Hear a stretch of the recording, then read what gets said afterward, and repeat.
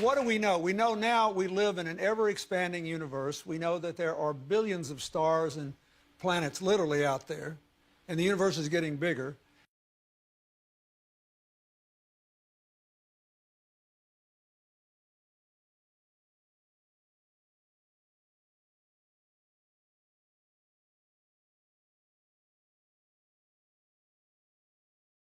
We know from our fancy telescopes that just in the last 2 years, more than 20 planets have been identified outside our solar system that seem to be far enough away from their suns and dense enough that they might be able to support some form of life. So it makes it increasingly less likely that we're alone.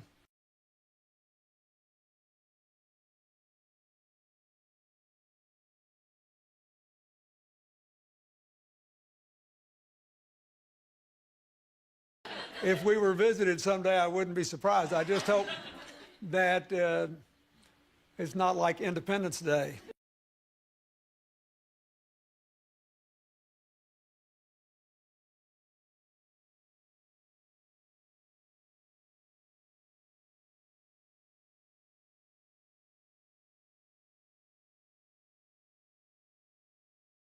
Maybe the only way to unite this incredibly divided world of ours. They're out there. We better think of how all the differences among people on Earth would seem small if we felt threatened by a space invader. That's the whole theory of independence. You're right.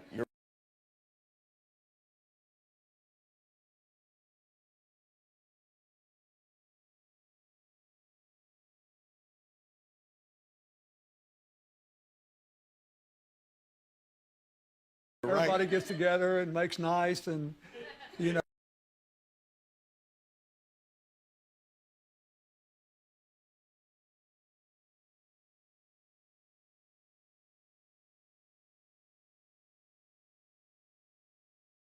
An RFID chip that will be implanted, that people will stand in line and in queues for to have, so that ultimately we will have in our bodies, because what we're doing right now, Lindsay, is we're slowly moving towards that.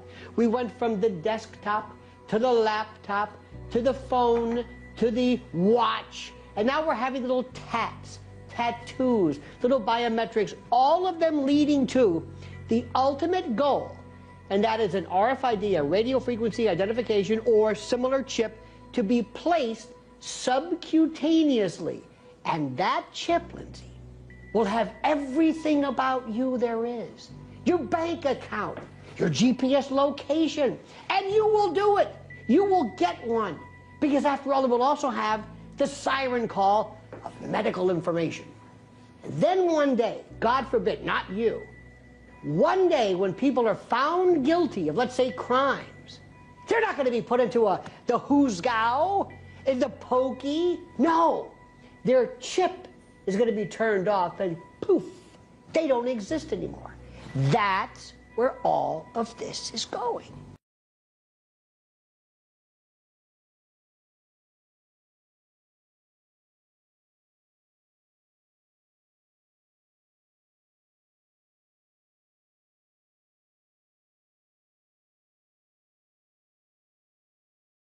About it, Lindsay. No more wallets. You want to pay for your bill? Go like that.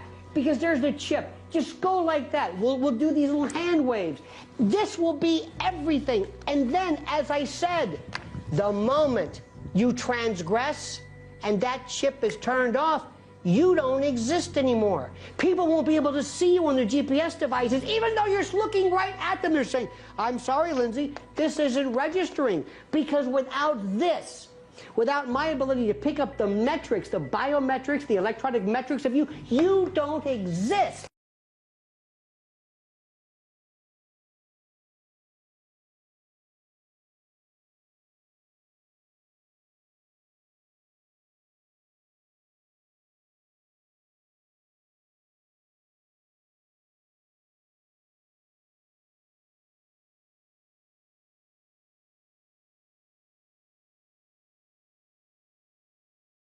Perhaps we need some outside universal threat.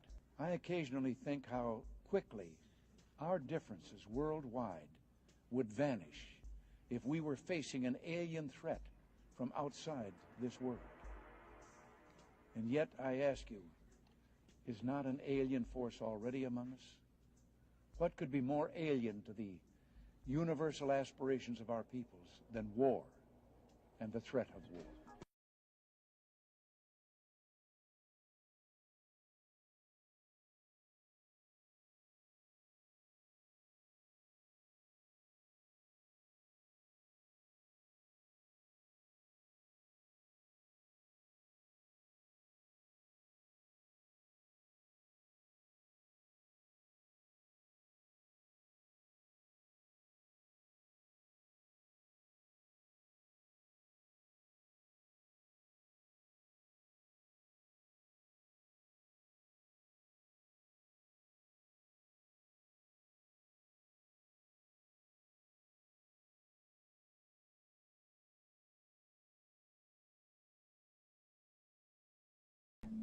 This is Aaron Russo, a filmmaker and former politician.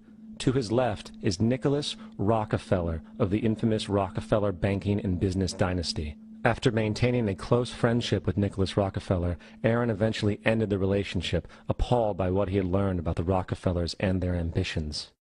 I got a call one day from an attorney woman I knew, and she said, "Would you like to meet one of the Rockefellers?" I said, "Sure, I'd love to." And we became friends, and he began to divulge a lot of things to me. So he said to me one night, he said that there's going to be an event there, and out of that event, you're going to see we're going to go into Afghanistan, so we can run pipelines from the Caspian Sea. We're going to go into Iraq to take the oil and establish a base in the Middle East, and we're going to go into Venezuela and try and get rid of Chavez. And the first two they've accomplished. Chavez they didn't accomplish. And he said you're going to see guys going into caves looking for looking for people that they're never going to find. You know, he was laughing about the fact that you have this war on terror. There's no real enemy. He's talking about how by having this war on terror, you can never win it because it's an eternal war. And so you can always keep taking people's liberties away. And I said, how are you going to convince people that this war is real? He said, but the media. The media can convince everybody it's real. I mean, you know, it's just that you keep talking about things. You keep saying it over and over and over again, and eventually people believe it. You know, you created the Federal Reserve in 1913 through lies. You create 9/11, which is another lie. Through 9/11, you're fighting a war on terror, and now all of a sudden you go into Iraq, which was another lie, and now they're going to do Iran. You know, and it's all one thing leading to another, leading to another, leading to another. Now, I would say that, what are you doing this for? What's the point of this thing? You have all the money in the world you ever want. You have all the power. I said, you know, you're hurting people. It's not a good thing. And he would say, what do you care about the people for? Take care of yourself and you take care of your family. And then I said to him, what are the ultimate goals here? He said, the ultimate goal is to get everybody in this world chipped with the RFID chip and have all money be on those chips and everything on those chips. And if anybody wants to protest what we do or violate what we want, we just turn off their chip.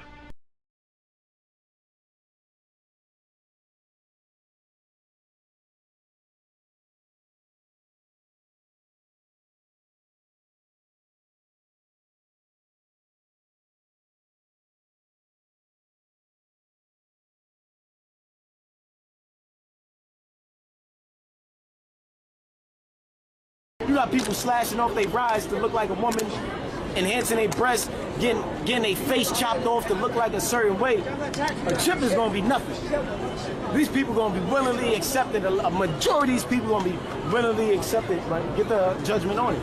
Revelations 13. Why? Because a lot of people just don't believe in the Bible. They don't believe in the prophecy. They don't believe what we're saying is to be true, but is according to the Bible what's going to happen.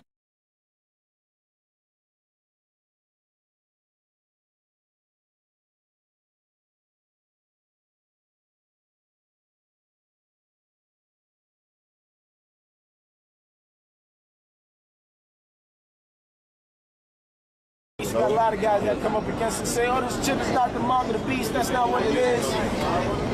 But this so-called white man, what did we read earlier? He's trying to be like God. He's trying to be just like God.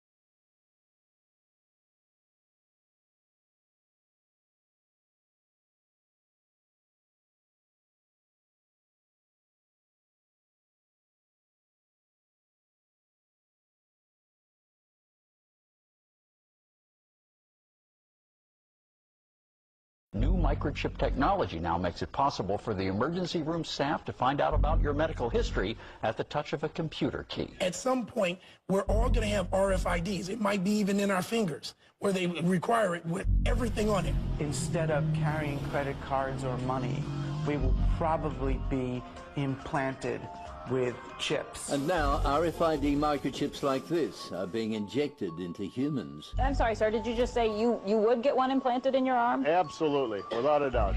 Our driver's license will be on the RFID chip. Our credit card number, all our information will be on this one chip.